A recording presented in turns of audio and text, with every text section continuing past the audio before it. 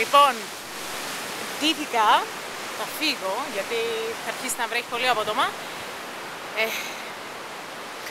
Αυτό που θα δείξω για τα βιντεάκια, θα τα ανεβάσω ένα-ένα μετά, είναι πως μπορεί κάποιος να προπονηθεί όπου και να βρεθεί.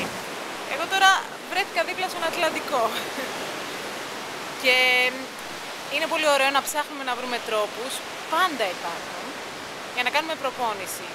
Συμβουλή, το ζέσταμα να μην είναι μεγάλο, να μην είναι βαρετό, κινητική προετοιμασία, όπως μάθαμε και στο φύταθλον, λίγα πράγματα συγκεκριμένα, να μπορέσουμε να ενεργοποιήσουμε, να απομονώσουμε, να δώσουμε αυτό το δυναμικό εύρος κίνησης στις αρθρώσεις, όπως θα δείτε στο βιντεάκι, και μετά να μπούμε στην προπόνηση που επιθυμούμε.